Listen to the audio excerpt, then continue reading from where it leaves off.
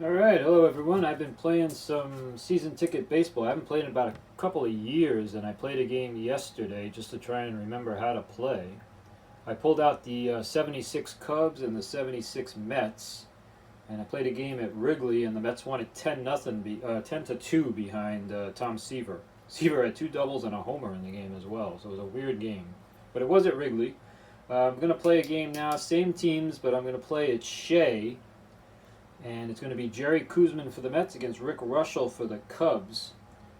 79 degrees, cloudy, no wind, so weather is not going to be a major factor, and we're not as hitter-friendly park, so might not be as offensive a game.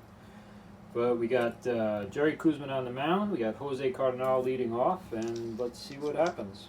Trying to remember how to play this game again. It's pretty simple though. So first roll on Cardinal, we got a 244. 244 will be on Koosman against the righty Cardinal, and a 244 is just a ground ball out. There's nobody on base, so it's not a double play. Cardinal grounds to third, and there's one out. And that brings up Jerry Morales. Jerry Morales playing right field. And let's see what happens with him. We got a 141.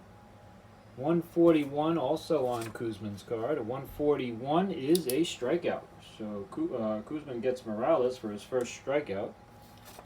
And that is going to bring up Bill Madlock. Great hitter, Bill Madlock. Hit 339 in 76. We got a 305. A 305 on Madlock is a fly to right. So Koosman gets 1, 2, 3 in the first. And we will get the Mets up here. That's Madlock out. So let's set up for the Mets to be up. And we got Bruce Beauclair. It's going to hit. Rick Russell on the mound. And let's have the bottom of the first. Bruce Beauclair is playing center field for the Mets. Lefty against the righty Russell. And we get a 622. The Mets are home though, so you add 10. So that's going to be a 632 at Shea. And a 632 at Shea is just a pop-up too short. So Beauclair is out. One out. And that's going to bring up Felix Millan, second baseman for the Mets in the 70s. And we got a 509, and a 509 is going to be a rare play. So I got to pull out the rare play charts for 509 with nobody on base. So with nobody on base, I believe we're using the regular charts. Let's see what a 509 is. 509. Dribbler in front of home plate.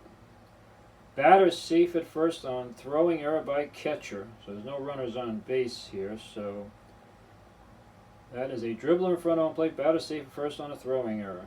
Batter may try to advance to second, but I think we're going to just stop at first on that error.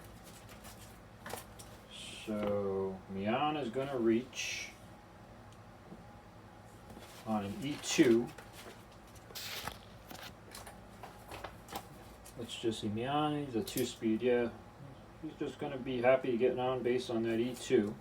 So Millan is on first, and it brings up John Milner.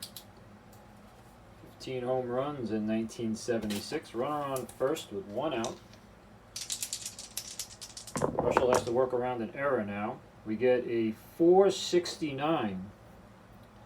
469 on Milner against a righty is a double plus. So that's a double plus for Milner.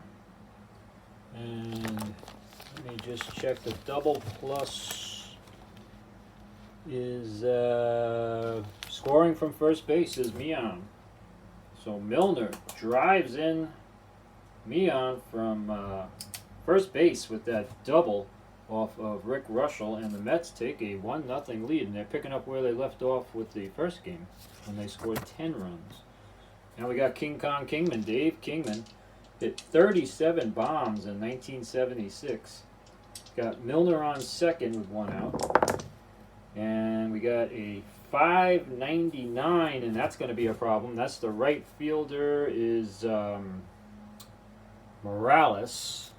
So we got to check Morales at in right field. Morales in right of 599 is a single plus. So I believe that's going to score another run, right? Single plus scores the runner from third. Runner on second and third score, yes. So that's going to score the runner. And Kingman drives in Milner. And the Mets now lead it 2-0. Cubbies cannot get the Mets out in this little 2-game series I'm playing. So Kingman singles. He's on first. Still 1 out. And Eddie Kranepool will bat. 292 hitter in 1976. And we get a 185. 185 is on Russell. And a 185 is a bloop single. Now with 1 out, I believe Kingman has to hold because he had to make sure it falls. With 2 outs, he would get an extra base. I think that's how you play it. So that's how I'm going to play it without checking, but I believe that's right on a bloop single. Because with 1 out, he would have to hold to make sure it drops. So first and second, 1 out. Russell can't get out of the first. It's Jerry Grody now with a chance to do something. Mets already lead at 2-0. After the first out of the inning, they've gotten an error and 3 hits. And we get a 299, and that could be something as well. 299 against the righty Grody is a deep drive to left. So we got a deep drive to left. Now the temperature and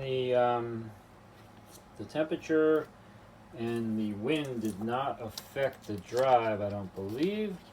It did not, so this is just going to be a straight number. Grody's power is a 4. So Jerry Grody's power is a 4. Let's see what we get out of that.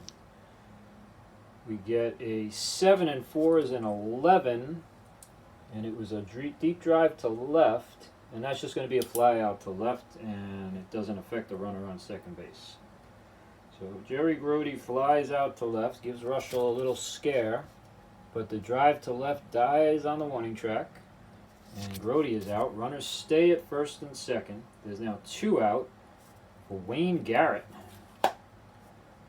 See if Wayne Garrett can get a big 2-out hit. Russell trying to get out of the inning, keep the Cubbies in the game. And we get a 6-12.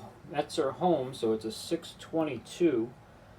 But a 6-22 is just a pop-up to second, and that's going to end the inning. But the Mets score 2, and they lead the Cubs after 1, 2-0.